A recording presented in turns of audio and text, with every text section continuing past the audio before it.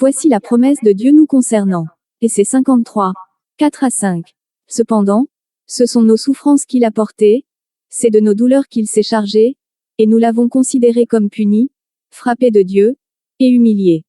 Mais il était blessé pour nos péchés, brisé pour nos iniquités. Le châtiment qui nous donne la paix est tombé sur lui, et c'est par ses meurtrissures que nous sommes guéris.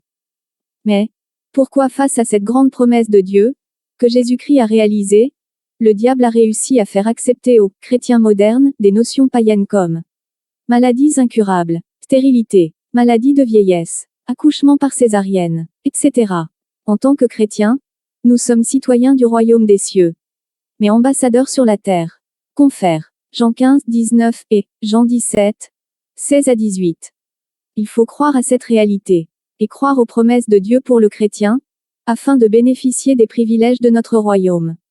Sinon, il nous sera très difficile de vivre un christianisme authentique, et de nous approprier les promesses de Dieu. Dieu nous a tout donné pour notre bien-être à la création de l'humanité. Mais nous avons abandonné le don gratuit de Dieu, pour nous fabriquer des substituts qui nous précipitent à la mort. Par exemple en Côte d'Ivoire, sans avoir de données chiffrées, avant les soi-disant indépendances, nos parents mouraient à un âge avancé. Tout simplement parce que les Ivoiriens se soignaient avec des plantes et mangeaient naturel. Comme recommandé par Dieu dans les versets suivants. Psaume 104, 14, Ézéchiel 47, 12. Apocalypse 22, 2. Que constatons-nous, aujourd'hui, avec la médecine dite moderne, qui balaie du revers de la main tout traitement à base de plantes? L'espérance de vie est tombée à 51 ans en Côte d'Ivoire. Apparition de nouvelles maladies, et tout le mensonge énuméré plus haut, maladies incurables, stérilité, maladie de vieillesse, accouchement par césarienne, etc. Des médicaments qui sont retirés chaque année de la vente après avoir tué, ou détruit les pauvres malades. Une liste interminable de désolation avec son cortège de morts. Des vaccins administrés contre une prétendue polio, qui ne finit jamais depuis plusieurs années. Face à ce triste constat, que fait l'Église? Quel rôle Dieu a assigné à l'Église? N'est-ce pas être le sel, et la lumière du monde, et annoncer la bonne nouvelle à toute la création? Mais, pourquoi face à cette tragédie, l'Église reste muette et poursuit une quelconque bénédiction, et recherche des miracles? Avant tout, qui est l'Église?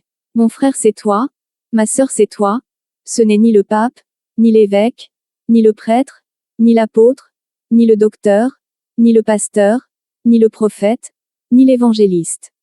C'est l'ensemble de tous les baptisés qui constituent l'Église. Mais pourquoi acceptons-nous cette tragédie sans réagir?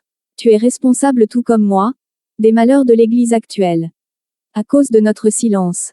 1 Corinthiens 9, 16, si j'annonce l'Évangile, ce n'est pas pour moi un sujet de gloire, car la nécessité m'en est imposée, et malheur à moi si je n'annonce pas l'Évangile. La mission du chrétien est d'annoncer la bonne nouvelle, et dénoncer les mensonges du diable. Pourquoi ne le faisons-nous pas? Par peur. Toi et moi, nous n'avons pas à avoir peur puisque Christ a vaincu le monde. Jean 16, 33, je vous ai dit ces choses, afin que vous ayez la paix en moi. Vous aurez des tribulations dans le monde, mais prenez courage, j'ai vaincu le monde. Pourquoi? Parce que nous ne sommes pas forts. Que nous dit 2 Timothée 1, 7, car ce n'est pas un esprit de timidité que Dieu nous a donné, mais un esprit de force, d'amour, et de sagesse.